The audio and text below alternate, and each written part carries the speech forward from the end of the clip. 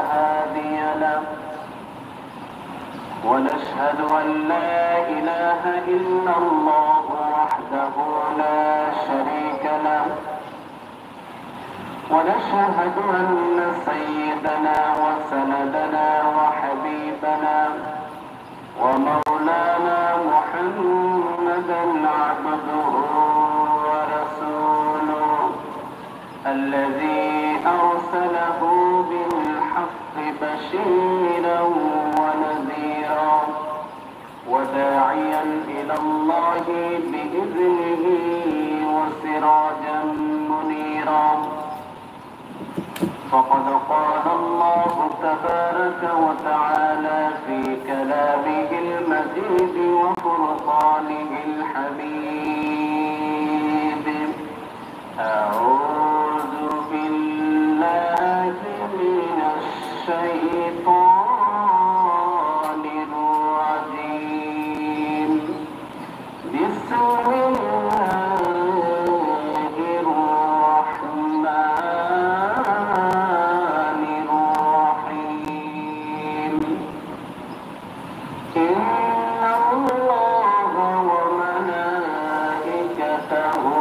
يصلون على النبي يا أيها الذين آمنوا صلوا عليه وسلموا تسليما اللهم صل على محمد وعلى آل محمد كما صليت على إبراهيم وعلى آل إبراهيم إنك حميد مجيد اللهم بارك على محمد وعلى آل محمد كما باركت على إبراهيم وعلى آل إبراهيم إنك حميد مجيد উপস্থিত সম্মানিত মুসল্লিয়ান কেরাম, মহান আল্লাহ তাআলার শাহী দরবারে শুকর আদায় করছি যে মহান আল্লাহ তাআলা আমাদেরকে পবিত্র জুমার নামাজ আদায়ের জন্য আল্লাহ তাআলার ঘর মসজিদের মধ্যে আসার এবং বসার তৌফিক দান করেছেন। এজন্য সকলে দিল থেকে শুকর আদায় করি, বলি আলহামদুলিল্লাহ। আল্লাহ তাআলা বলেন, ইন্না ফী খালকিস সামাওয়াতি ওয়াল আরদি ওয়া ইখতিলাফিল লাইলি ওয়ান নাহারি লাআয়াতিন লিউলিল আলবাব। আমাদের আলোচনা এখানে ছিল মধ্যখানে, যেহেতু 12ই রবিউল আউয়াল মাস, তাই গত শুক্রবারে নবীর অনুসরণ এবং নবীর সুন্নত সম্পর্কে আলোচনা করেছিলাম। তো সেখানে আরেকটি বিষয় আমি যোগ করতে চাই যে আমরা সবাই চেষ্টা করব সর্বদা নবী আলাইহিস সালামের সুন্নতকে ফলো করার জন্য। নবী করিম সাল্লাল্লাহু আলাইহি সাল্লাম বলেন, মানুষের সাথে যখন সাক্ষাৎ হবে কাবলুস সালাম বা'দাল কালাম, প্রথমে সালাম। একজন আরেকজনের সাথে সাক্ষাৎ হলে বাবা পিতা খবর বলা শুনি, এখানে আগে জিজ্ঞেস না করে প্রথমে বলবো আসসালামু আলাইকুম ওয়া রাহমাতুল্লাহ, আপনি কেমন আছেন। প্রথমে কি করব? সালাম দিব। মোবাইলে যদি কারোর সাথে কথা বলি, প্রথমে ফোন করে প্রথমে সালাম দিব, আসসালামু আলাইকুম ওয়া রাহমাতুল্লাহ। প্রথমে কি করব? সালাম দিব। এই আমলটা আজ থেকে শুরু করবো তো না ভুলে যাব? ভুলে গেলে হবে না। ফোনে হোক, ফোনে কথা বলা হোক, অথবা কারোর সাথে সাক্ষাৎ হোক, প্রথমে সালাম দিব, তারপর কথা বলবো। আল্লাহ রাব্বুল আলামিন বলেন, নিঃসন্দেহে আসমান জমিনের সৃষ্টিতে দিন রাত্রির আবর্তনে নিদর্শন রয়েছে জ্ঞানীদের জন্য। আল্লাহ তাআলা বলেন, নিশ্চয় দিন রাত্রির আবর্তনে এবং আসমান ও জমিনের সৃষ্টিতে নিদর্শন রয়েছে জ্ঞানীদের জন্য। এই জ্ঞানী কাহারা? তাদের পরিচয় দিতে গিয়ে আল্লাহ বলেন,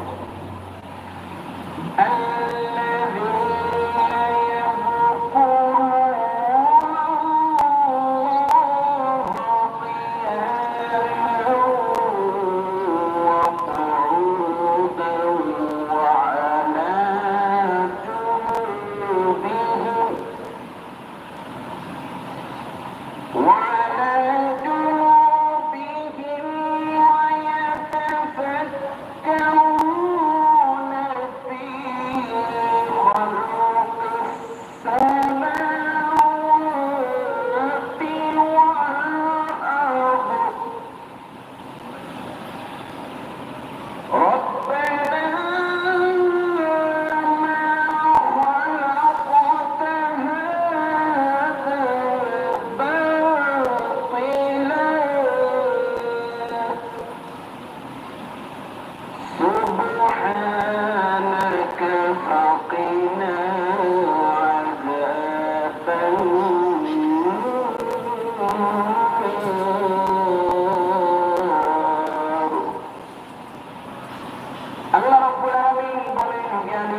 হচ্ছে তাহারা যারা দাঁড়িয়ে বসে এবং শায়িত অবস্থায় অর্থাৎ সর্বাবস্থায় আল্লাহ তাআলাকে স্মরণ করে আর আসমান জমিনের সৃষ্টি নৌকল সম্পর্কে চিন্তা ফিকির করে আর বলে রব্বানা মা খালাকতা হাযা বাতিলা, ওগো আমাদের রব তুমি এই সব কিছু অনর্থক সৃষ্টি করো নাই।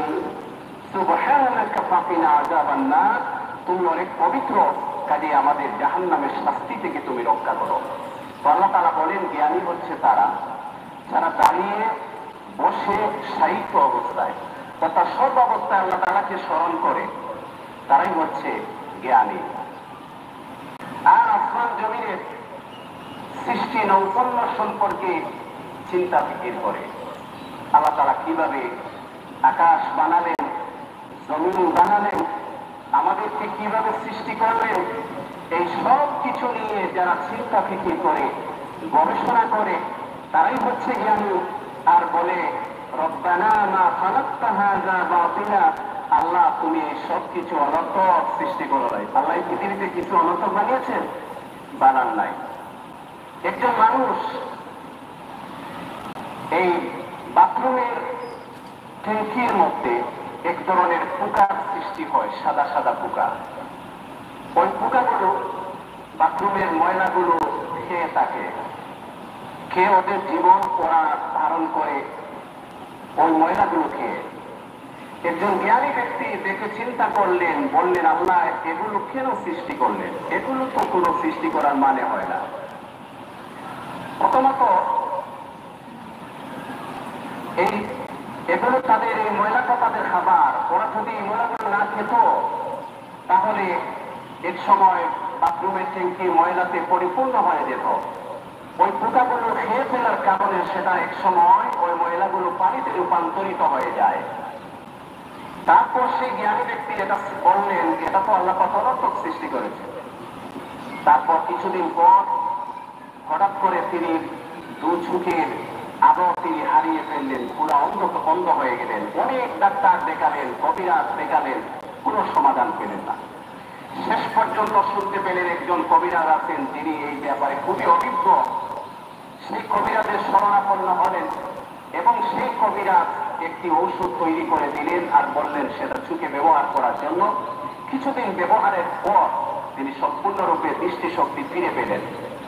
তারপর সেই কবিরাজকে জিজ্ঞেস করলেন আপনি এমন কি ঔষধ দিয়েছেন যার কারণে আমার চোখের হারানো শক্তি আলো আমি ফিরে পেলাম? তখন সেই কবিরাজ ব্যক্তি বলতে চান নাই। উনার পীড়াপিড়িতে তিনি বললেন যে বাথরুমের ট্যাঙ্কির ময়লাতে যে পোকা সৃষ্টি হয় সেই পোকা দিয়ে আমি ঔষধটা বানিয়েছিলাম। আল্লাহ পাক এই পৃথিবীতে কোনো কিছুকে অনর্থক সৃষ্টি করেন নাই। এবং আল্লাহ রাব্বুল আলামিন এই কোরআনের মধ্যে সব কিছু বলে দিয়েছেন। আল্লাহ বলেন খালাকাস সামাওয়াতি বিগাইরি আমাদিন তারাউনাহা, বিশাল আকাশ আল্লাহ সৃষ্টি করেছেন কোন স্তম্ভ ছাড়া, কোন খুঁটি ছাড়া। আকাশের কোন স্তম্ভ নাই, কোন খুঁটি নাই। কোন খুঁটি আছে দেখেছেন কখনো? বিশাল আকাশ আল্লাহ কিভাবে সৃষ্টি করলেন? কোন খুঁটি ছাড়া, কোন স্তম্ভ ছাড়া। এই পৃথিবীতে এবং পৃথিবীর মহাশূন্যের মধ্যে যা কিছু আছে, গ্রহ নক্ষত্রপুঞ্জ তারকারাজি সব কিছুকে আল্লাহ পাক সৃষ্টি করেছেন এবং সব কিছু যার যার আপন গতিতে আপন প্রাণে চলতেছে। একটা আরেকটার সাথে ধাক্কা লাগে না, সংঘর্ষ লাগে না। এটা কিভাবে হয়? স্যার আইজ্যাক নিউটন সর্বপ্রথম 1665 খ্রিস্টাব্দে লর্ড গ্রাভিটেশন মাধ্যাকর্ষণ শক্তি আবিষ্কার করেন। অথচ স্যার আইজ্যাক নিউটনের জন্মের 1000 বছর পূর্বে আমাদের নবী সাল্লাল্লাহু আলাইহি সাল্লাম কোরআনের মধ্যে আল্লাহ তাআলা তার নবীকে দিয়ে মাধ্যাকর্ষণ শক্তির কথা বলে দিয়েছে। আল্লাহ তাআলা বলেন ইন্নাল্লাহা ইউমসিকুস সামাওয়াতি ওয়াল আরদা আন তাযুলা। আল্লাহ তাআলা এই ভূমণ্ডলে এবং নবমণ্ডলে যা কিছু সৃষ্টি করেছেন এবং সেগুলোকে সৃষ্টি করে তার আপন কুদরত দিয়ে রেখে দিয়েছেন, যাতে করে একটার সাথে আরেকটা সংঘর্ষ না লাগে, একটার সাথে আরেকটা ধাক্কা না লাগে। আল্লাহ তাআলা মাধ্যাকর্ষণ শক্তি আবিষ্কার করেছেন। মাটির মধ্যে এক ধরনের মাধ্যাকর্ষণ শক্তি রয়েছে এবং আকাশে মহাশূন্যের মধ্যেও মাধ্যাকর্ষণ শক্তি রয়েছে। একটা বিমান যখন মাটি থেকে উপরের দিকে উঠে তখন প্রচন্ড পরিমাণের শক্তির প্রয়োজন হয়, কারণ জমিনের মাটির যে মাধ্যাকর্ষণ শক্তি সেটার কারণে বিমানকে এটা মাটির দিকে টানে। কাজেই সেই মাধ্যাকর্ষণ শক্তিকে ভেদ করে যাওয়ার জন্য বিমান প্রচন্ড রকমের শক্তি ব্যবহার করে। তারপর সেটা যখন আস্তে আস্তে গিয়ে 30,000 বা 35,000 ফিট উপরে চলে যায়, তখন মাটির যে মাধ্যাকর্ষণ শক্তি এটাকে আর বিমান পায় না। তখন উপরের যে মাধ্যাকর্ষণ শক্তি সেটা কাজ করে, সেটাকে উপরের যে মাধ্যাকর্ষণ শক্তি সেই শক্তিটা বিমানকে নিচের দিকে পড়ে যেতে বাধা সৃষ্টি করে মধ্যম গতিতে সেখানে চলার জন্য সহায়ক হয়। দেখেন আল্লাহ তাআলা কি করলো। আল্লাহ রাব্বুল আলামিন এই মহাশূন্যের মধ্যে যা কিছু সৃষ্টি করেছেন, এর মধ্যে যদি সূর্যের কথাই বলেন, আমরা যে পৃথিবীতে বাস করি এই পৃথিবী থেকে সূর্য হচ্ছে কত লক্ষ গুণ বড়? 13 লক্ষ গুণ বড়। তাহলে এটা সাধারণ কথা? তাহলে কি সূর্যই বড়? যে সূর্য পৃথিবী থেকে 13 লক্ষ গুণ বড়, এইরকম 3 কোটি সূর্যকে হজম করতে পারে এইরকম একটা তারকা রয়েছে যার নাম হচ্ছে বেটেলজিউস। তাহলে বেটেলজিউস কি সব থেকে বড়? এইরকম যে সূর্য পৃথিবী থেকে 13 লক্ষ গুণ বড়, এরকম 3 কোটি সূর্যকে হজম করতে পারে বেটেলজিউস। এইরকম বড় বেটেলজিউস তারকার মতো অনেকগুলো হাজার হাজার লক্ষ লক্ষ কোটি কোটি তারকাগুলো ঘুরতে ঘুরতে ঘুরতে ঘুরতে ব্ল্যাক হোল নামে একটা রেঞ্জ রয়েছে। আল্লাহ রাব্বুল আলামিন বলেন, ফালা উকসিমু বিমাওয়াকি'ন নুজুম। মাওয়াকি'ুন নুজুম মানে নামে একটা রেঞ্জ রয়েছে। এইরকম বিশাল বিশাল সাইজের তারকাগুলো ঘুরতে ঘুরতে যখন মাওয়াকি'ুন নুজুমের রেঞ্জের মধ্যে চলে আসে, একটা ছোট্ট বাচ্চা চকলেট মুখে দিয়ে যেরকম নিমিষেই খেয়ে ফেলে, এইরকম বিশাল বিশাল তারকাগুলো নিমিষেই সেই রেঞ্জ খেয়ে ফেলে। সুবহানাল্লাহ। কথাই যদি বলেন, আজ পর্যন্ত মানব সভ্যতা বিকাশের জন্য যত পরিমাণ এনার্জি খরচ করেছে, সূর্য তার চারিদিকে প্রতি সেকেন্ডে সেই পরিমাণ এনার্জি খরচ করে থাকে। সূর্যের সম্মুখভাগ থেকে এক ধরনের জ্বালানি গ্যাস বাহির হয়, বিজ্ঞানীরা যার নাম দিয়েছেন স্পাইকুলস গ্যাস। সেটা প্রতি সেকেন্ডে 60,000 মাইল থেকে বেরিয়ে আসে।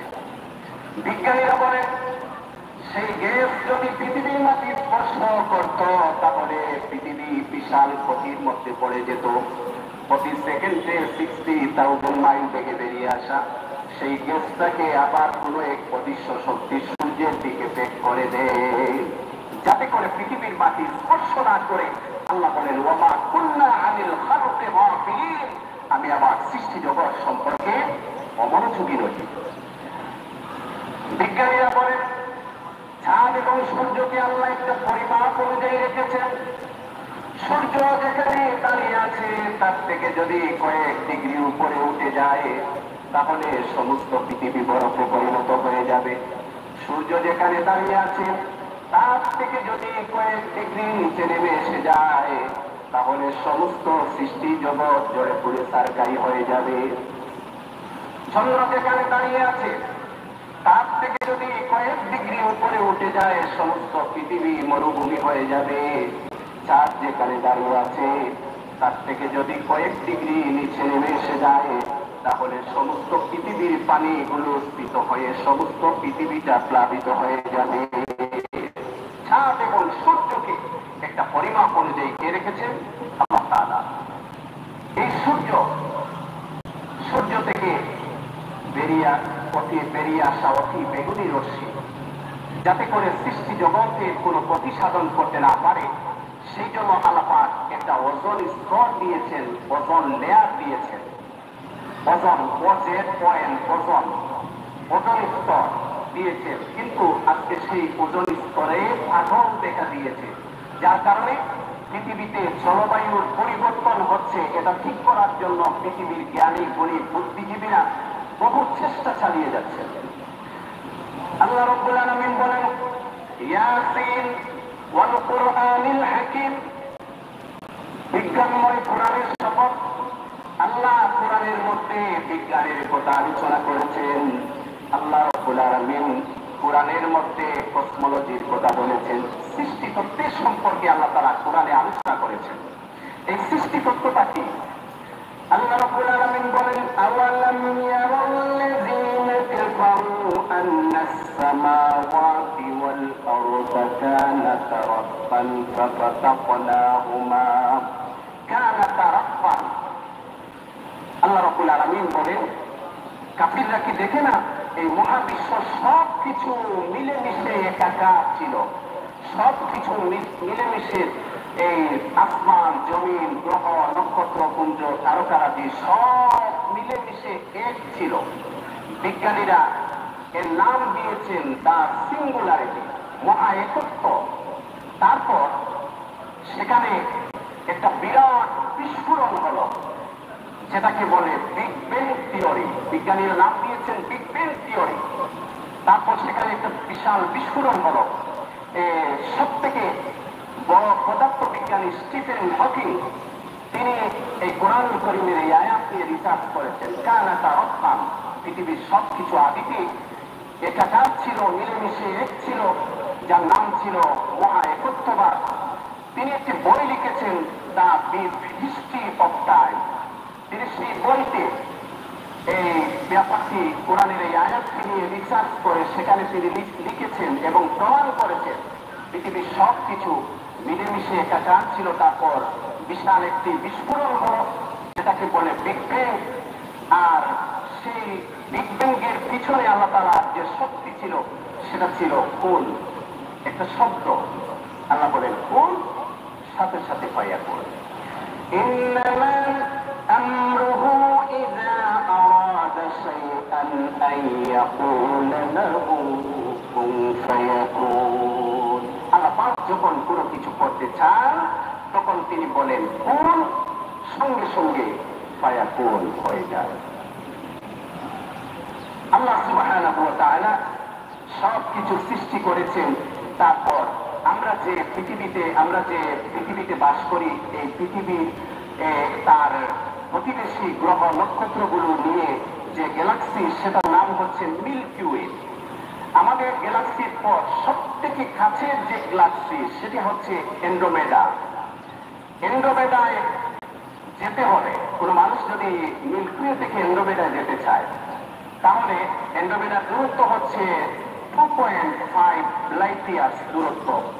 অর্থাৎ এই পর্যন্ত পৃথিবীতে আবিষ্কৃত সবচেয়ে দ্রুত গতি সম্পন্ন যে জিনিস সেটি হচ্ছে আলো। আলোর গতি হচ্ছে প্রতি সেকেন্ডে 1,86,000 মাইল।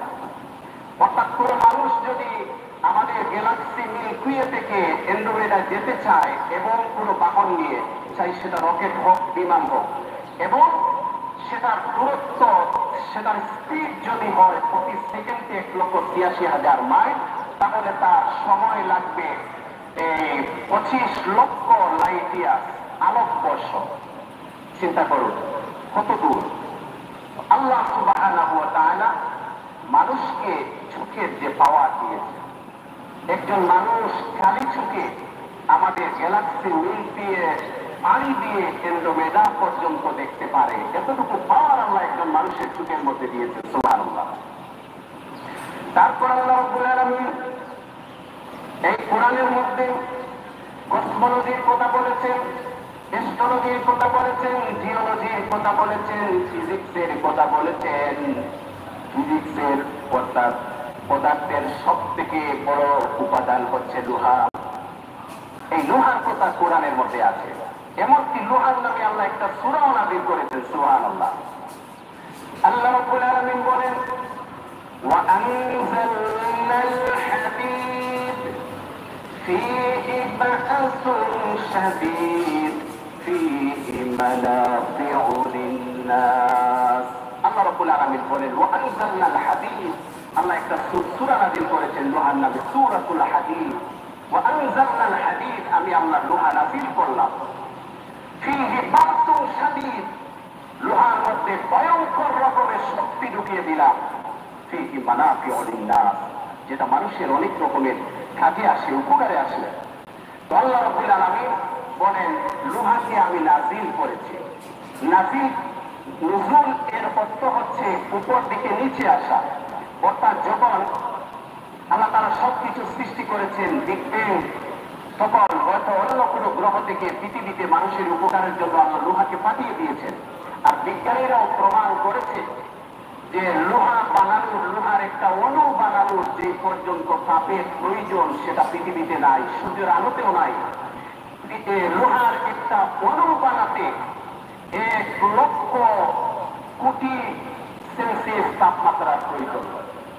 কাজেই পৃথিবীতে এই পর্যন্ত তাপমাত্রা নেই, আর পৃথিবীতে এটা বানানো সম্ভব নয়। আল্লাহ তাআলা এটা অন্য কোনো গ্রহ থেকে মানুষের উপকারের জন্য, মানুষের ফায়দার জন্য দিয়েছেন।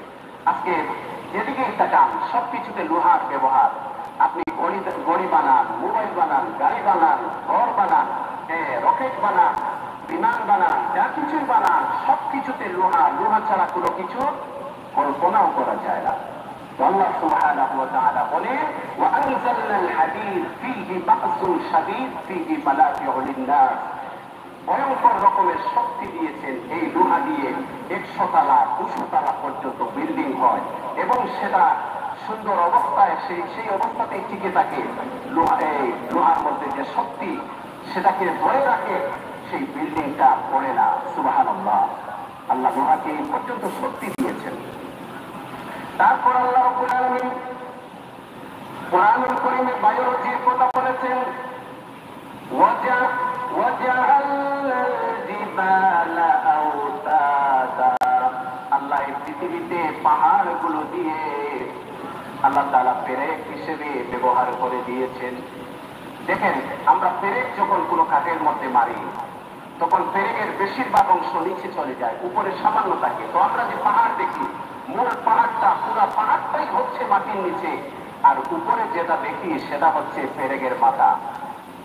কাজে এই পৃথিবীতে আল্লাহ পাহাড় দিয়েছেন। এই যে আগেই বলেছি, পৃথিবীর সূর্যের অতি বেগুনি রশ্মি যাতে মানব গোষ্ঠীর কোনো ক্ষতি করতে না পারে, সেজন্য আল্লাহ ওজোন স্তর দিয়েছেন, পাহাড় দিয়েছেন, রং বেরঙের পাহাড়।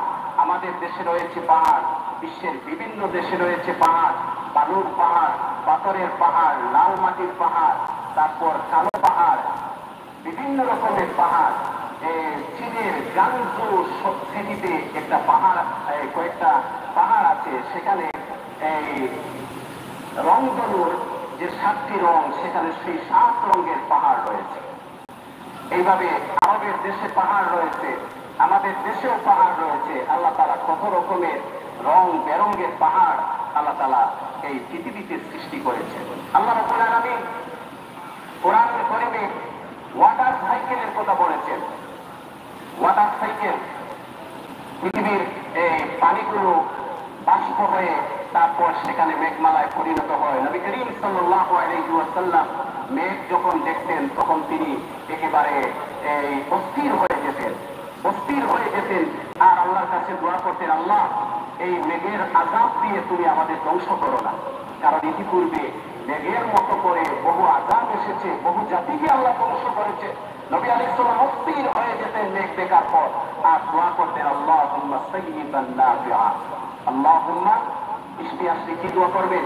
আল্লাহুম্মা সাইয়্যিবান নাফিআ। আল্লাহ আমাদেরকে তুমি যত কল্যাণকর, বৃষ্টির মাধ্যমে যত কল্যাণকর জিনিস আছে সেগুলো দান করো, অকল্যাণকর জিনিস থেকে তুমি আমাদেরকে রক্ষা করো। তো আল্লাহ রাব্বুল আলামিন এই পৃথিবীতে তিনি কোরআনের মধ্যে ওয়াটার সাইকেলের কথা বলেছেন। আর এই পানি এই পৃথিবীতে প্রাণের অস্তিত্ব এসেছে পানির মাধ্যমে। আল্লাহ রাব্বুল আলামিন বলেন, وَجَعَلْنَا مِنَ الْمَاءِ كُلَّ شَيْءٍ حَيٍّ।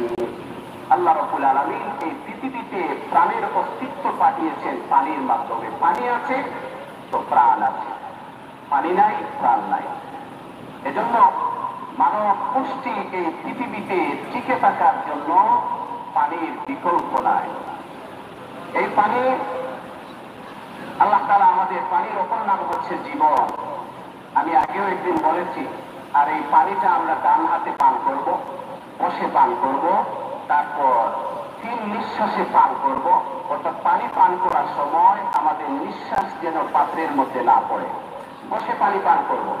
যারা দাঁড়িয়ে পানি পান করে আস্তে আস্তে আস্তে আস্তে আস্তে আস্তে করে তাদের কিডনির উপর দাঁড়িয়ে পানি পান করার কারণে এফেক্ট পড়ে। একটা সময় যাওয়ার পর তাদের কিডনি ফাংশন দুর্বল হয়ে যায়। সুস্থ থাকার জন্য প্রতিদিন কমপক্ষে 8 লিটার পানি পান করতে হবে। কাজে আমরা বেশি করে বিশুদ্ধ পানি পান করব, বসে পান করব এবং 3 নিঃশ্বাসে পানি পান করব। ঠিক আছে? আল্লাহ তাআলা আমলের তৌফিক দান করুন। আল্লাহ রাব্বুল আলামিন তারপরে কোরআনুল কারীমে পাতাল পুরীর কথা বলেছেন। আল্লাহ রাব্বুল আলামিন বলেন, ওয়াল বাহরিল মাসজুর।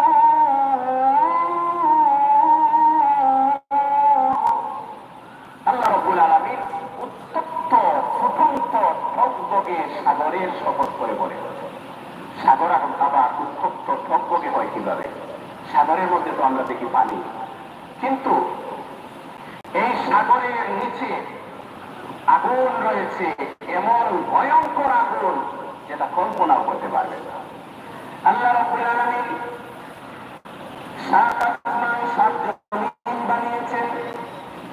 এই পৃথিবীর নিচে কি আছে জানার জন্য আমেরিকার একদল বিজ্ঞানী রিসার্চ করার জন্য, গবেষণা করার জন্য তারা মাটির নিচে গর্ত করা শুরু করলেন।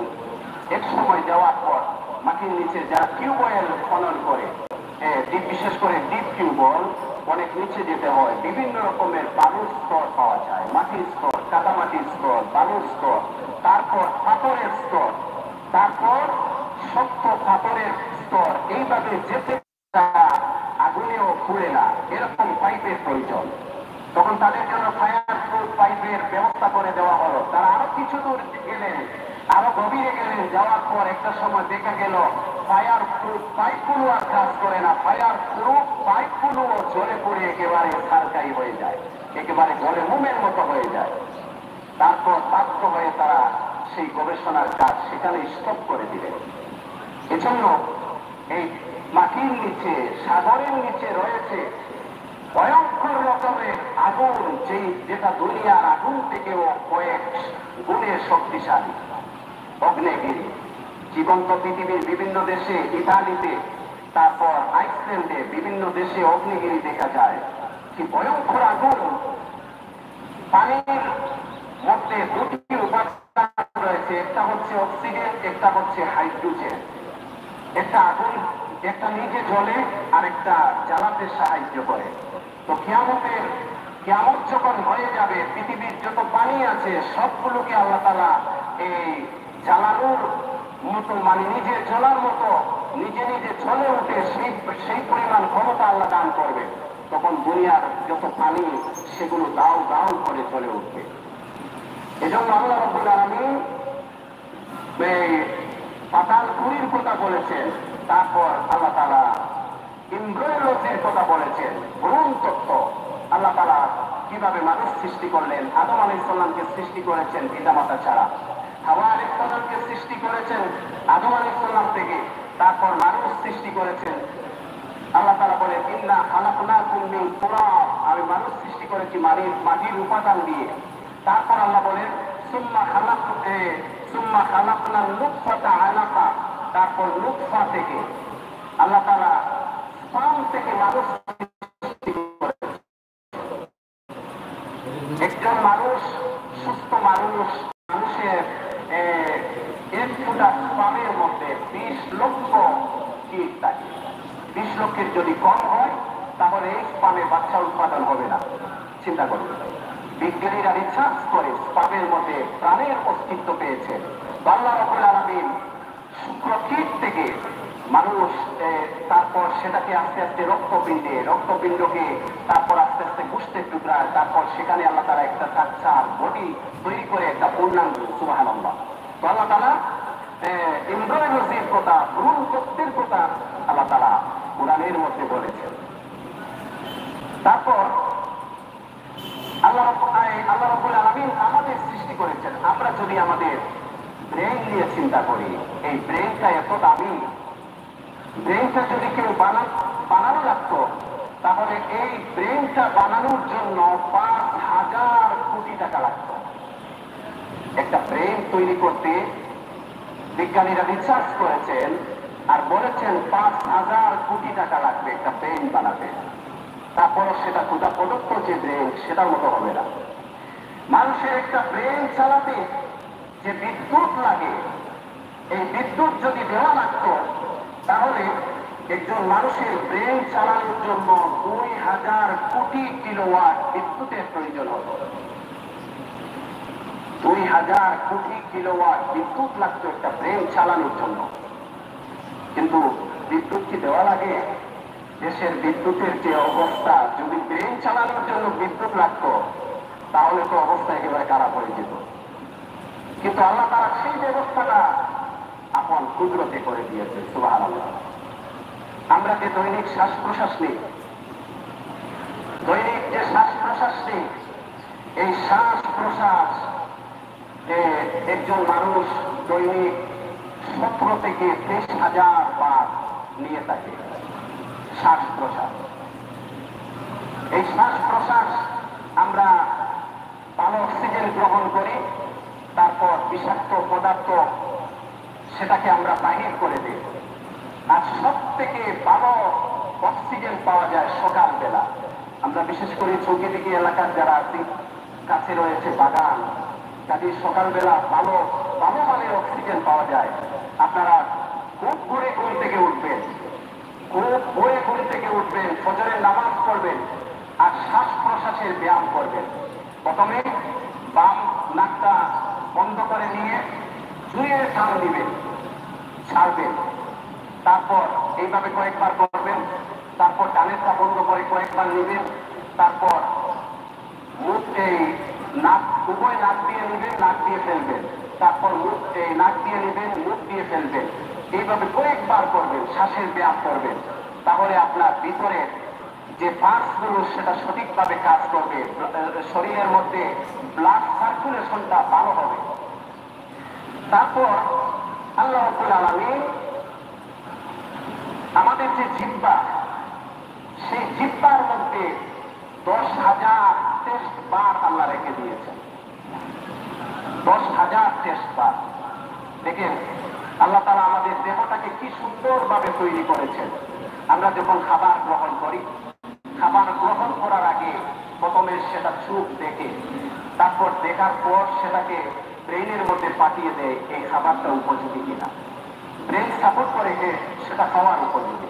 তারপর সেটা আমরা হাত দিয়ে দেখি, হাত দিয়ে দেখার পর আবার ব্রেইনের মধ্যে সেটা পাঠানো হয়, ব্রেন সাপোর্ট করে যে এটা ঠিক আছে। তারপর ফাইনালি আমরা যখন মুখে দেই তখন নাক আবার টেস্ট করে এটার গান ঠিক আছে কিনা, তখন সেটা আবার ব্রেইনে পাঠায়। ব্রেন যখন কমান্ড করে, নির্দেশ করে এটা ঠিক আছে, তখন সেটা আমরা মুখে দিই। মুখে দেওয়ার পর ফাইনালি টেস্ট আমাদের জিহ্বা করে যে এটার স্বাদ ঠিক আছে কিনা, গ্রাম ঠিক আছে কিনা, এটা খাওয়ার উপযুক্ত কিনা। জিহ্বা যখন ফাইনাল টেস্ট রিপোর্ট প্রদান করে তখন আমরা সেটা খাওয়ার জন্য মানসিকভাবে প্রস্তুত হই এবং সেটা আমরা খাই। আল্লাহ সুবহানাহু ওয়া তাআলা কি সুন্দরভাবে আমাদের বডিটাকে, আমাদের দেহটাকে সৃষ্টি করেছেন। আল্লাহ রাব্বুল আলামিন বলেন, ইন্না ফি খালকিস সামাওয়াতি ওয়াল আরদ ওয়া ইখতিলাফিল লাইলি ওয়ান নাহারি লাআয়াতিন লিউলিল আলবাব।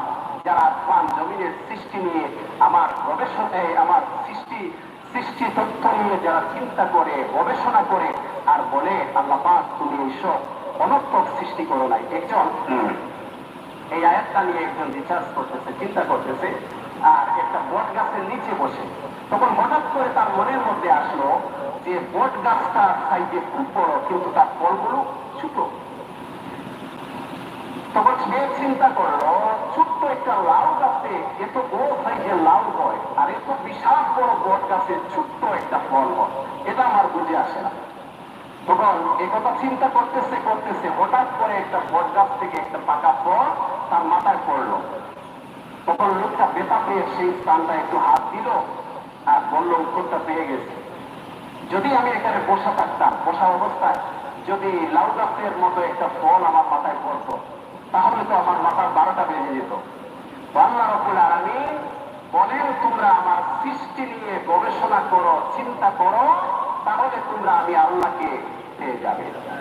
এজন্য আল্লাহ রাব্বুল আলামিন বলেন, যারা দিন রাত্রের আবর্তন নিয়ে, আসমান জমিনের সৃষ্টি নিয়ে চিন্তা করে, গবেষণা করে, আর বলে, রব্বানা মা খালাকতা হাযা বাতিলা, আল্লাহ পাক তুমি এই সবকিছু অনর্থক সৃষ্টি করো নাই, সুবহানাকা ফাকিনা আযাবান নার, কাজেই আমাদেরকে জাহান্নাম থেকে তুমি রক্ষা করো।